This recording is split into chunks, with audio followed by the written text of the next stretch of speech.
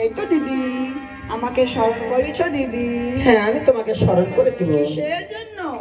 আর কত দিবস করবো সে জুয়া পর্বতে দিদি। কেন দিদি? সকলে দেব দেবতা পূজা পায় ধরার বুকে, আমি একটি দেবকন্যা হয়ে পূজা পাই না ধরার বুকে।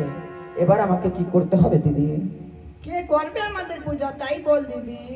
আমরা যে বিশ্ব ধরেই নাক নাগিনি দিদি। ওগো দিদি, আমাকে কিছু যুক্তি দাও, সেই যুক্তি নিয়ে আমি কাজ করব দিদি। তবে তরাই করে চলো পিতার কৈলাসপুরে। ঠিক বলেছ দিদি। পিতা দেব মহাদেব, বিশ্বের পিতা মহাদেবের মুখে শুনবো মনসা পূজার ব্রতের কথা। বেশ, তাই চলো।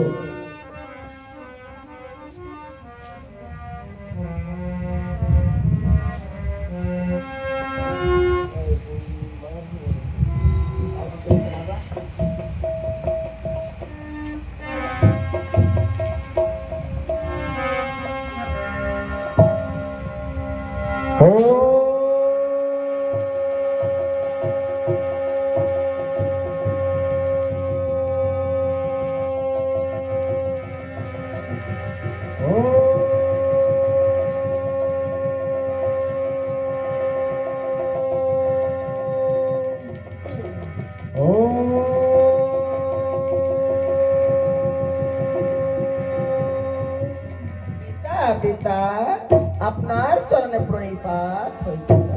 তথাস্তু মাগো। আজ বহুদিন পরে এই কৈলাস ভুবনে কিসের আগমন? ওগো পিতা, আমি বড় আশা নিয়ে এসেছি তোমার এই কৈলাস ভুবনে। একই মা পদ্মা, কিসের আশা? আজ তোমার কিসের মনে আশা জেগেছে এই পিতার কাছে? ওগো পিতা, আমি কি দেবকন্যা নয় পিতা? হ্যাঁ হ্যাঁ, কে বলেছে তুমি দেবকন্যা নয়? হ্যাঁ হ্যাঁ, তুমি দেবকন্যা। ওগো পিতা, আমি যদি দেবকন্যা হয়ে জন্মগ্রহণ করে থাকি ধরার বুকে, সকলে দেব দেবতা পূজা পায় ধরার বুকে, আমরা ন্যাত পদ্মা দুটি বোন পূজা পাই না ধরার বুকে, কিসের জন্য পিতা? তাই বুঝি মাগো, তুমি ভুলে যাও কেমন করে? তোমরা যে বিষধারী নাগ, তোমাদের মতো নাগের পূজায় ধরার বুকে কে ভক্ত করতে পারবে? আমি যে কোনো ভক্ত দেখতে পাই না মাগো। ওগো পিতা, তুমি একবার ধ্যান যোগে দেখো, কোথাও কি একখানা ভক্ত পাও কিনা।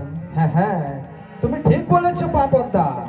আমি একটিবার ধ্যান যোগে দেখবো এই ধরার বুকে কে করিতে পারে, এই ধরার বুকে তোমাদের মতন বিষধারী নাগের পূজা। হ্যাঁ হ্যাঁ, আমি ওই ধ্যান যোগে দেখবো। তাই দেখুন পিতা। ও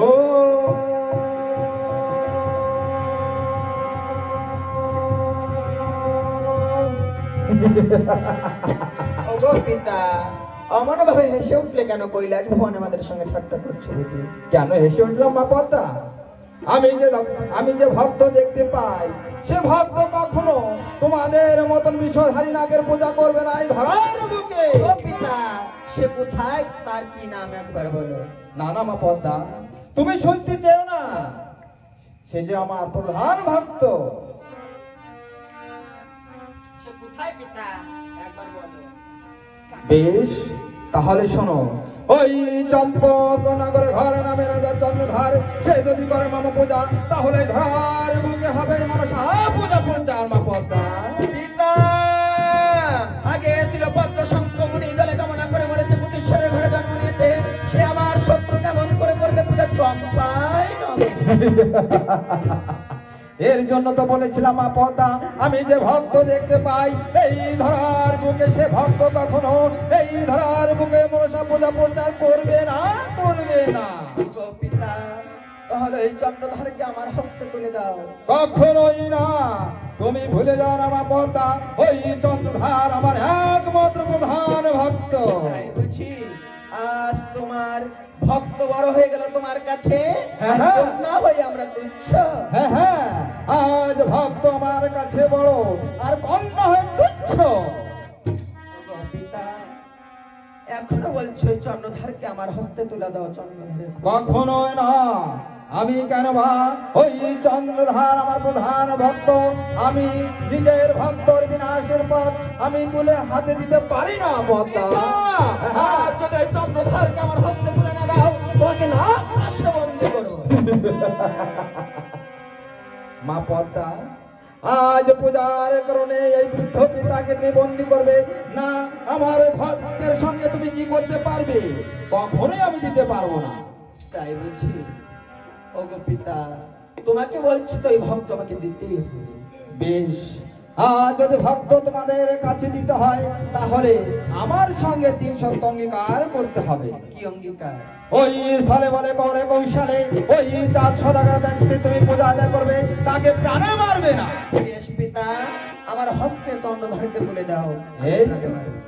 এই তো আজ হয়তো চন্দ্রকে তোমাদের দুটি বোনের হাতে তুলে দিলাম। আর পদ্মা, মনে যেন থাকে ওই সালে বলে করে কৌশলে তার কাছ থেকে পূজা আদায় করবে, তাকে যেন প্রাণে কোনো ক্ষতবিত না হয়। বেশ, আমাদের আশীর্বাদ করো। তথাস্তু, দীর্ঘ জয় হোক। দিদি চলো চলো